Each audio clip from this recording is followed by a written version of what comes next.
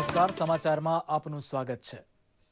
પંજાબના ભટિંડા ખાતે 325 કરોડના ખર્ચે આકાર પામનાર અત્યાધુનિક સુવિધાયુક્ત એઇમ્સ હોસ્પિટલના પરિસરનું ભૂમિપૂજન આજે પ્રધાનમંત્રી નરેન્દ્ર મોદીના વરદ હસ્તે કરાયું.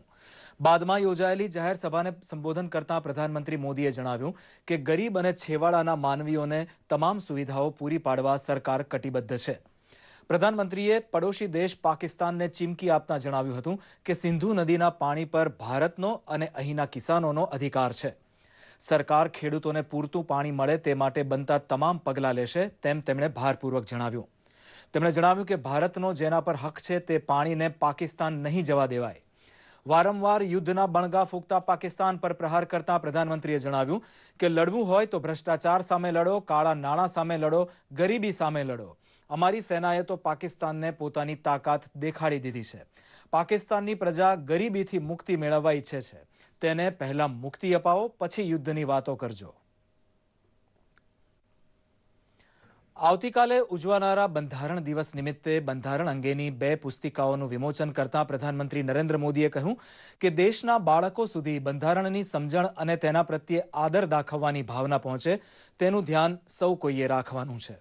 બંધારણ તૈયાર કરવામાં બાબા સાહેબ આંબેડકરની ભૂમિકાને સૌથી મહત્વની ગણાવતા તેમણે ઉમેર્યું કે અધિકારના ભોગવટા માટે રાત દિવસ એક કરતા લોકોને પોતાના કર્તવ્યનું ભાન આપણું બંધારણ કરાવે છે. દેશવાસીઓને ડિજિટલ કરન્સી તરફ વળવાની હિમાયત કરવાનું આ પ્રસંગે તેઓ ચૂક્યા નહોતા. મોટું ચલણ પાછું ખેંચી બેઈમાની ઉપર લગામ તાણવાની પોતાની વ્યૂહરચનાની ટીકા કરનાર ઉપર ટકોર કરતા તેમણે કહ્યું કે સરકારે પૂરી તૈયારી કર્યા વગર નોટબંધીનો નિર્ણય કર્યો તેવી ટીકા કરનારાનો વાંધો એ છે કે સરકારે તે લોકોને તૈયારી કરવાનો સમય આપ્યો નહીં અને તેનો જ તેઓને અફસોસ છે.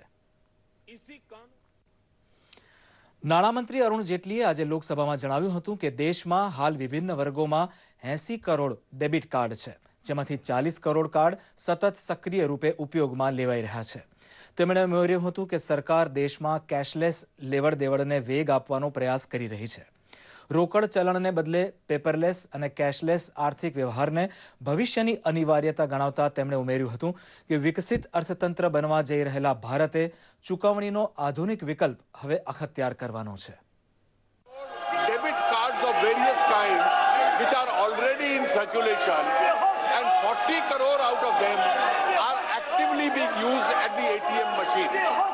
Now e-wallets, debit cards, credit cards, digital transfers, this is the future technology in relation to currency. The government આજથી બેંકોમાં 500 અને 1000ની જૂની નોટો જમા કરાવી શકાશે, પણ વટાવી નહીં શકાય. આ નોટોને બેંકોમાં માત્ર જમા કરાવવી પડશે. સરકારે માત્ર 500 રૂપિયાની જૂની નોટોની મુદત વધારીને 15 ડિસેમ્બર સુધીની કરી દીધી છે.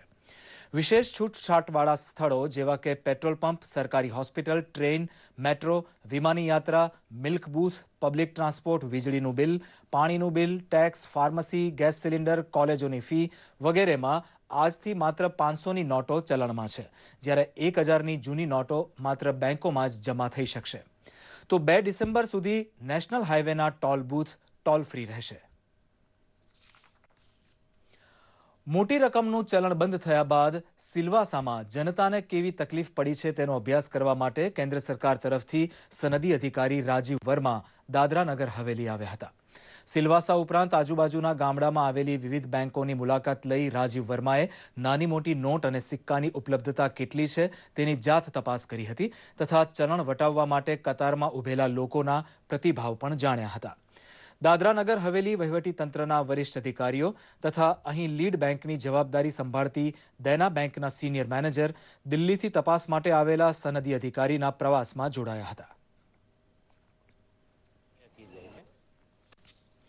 રદ થયેલા ચલણ વડે બિયારણ ખરીદવાની છૂટનો અમલ પાટણના ખેડૂતોએ શરૂ કરી દીધો છે.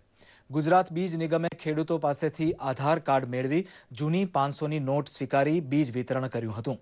જો કે પાટણ જિલ્લામાં બીજ નિગમનું કેન્દ્ર ન હોવાથી અહીંના ખેડૂતોને મહેસાણા ડેપોમાંથી 2 ટન બિયારણ પાટણની ખેતીવાડી કચેરીએ લાવી વિતરણ કરાયું હતું. ખેડૂતોએ ઘઉંનું બિયારણ જૂની 500ની નોટ દ્વારા ખરીદ્યું હતું. જ્યાં બિયારણ વિતરણ કેન્દ્ર નથી ત્યાંના ખેડૂતોને રવિ પાક માટેનું બિયારણ પહોંચાડવા રૂપાણી સરકાર તરફથી ખાસ વ્યવસ્થા ગોઠવવામાં આવી છે. જૂની નોટ વડે બિયારણ ખરીદતા ખેડૂતો મોદી સરકારની પ્રશંસા કરતા દેખાતા હતા. આ સાથે જ આ બુલેટિન અહીં સમાપ્ત કરીએ. નમસ્કાર.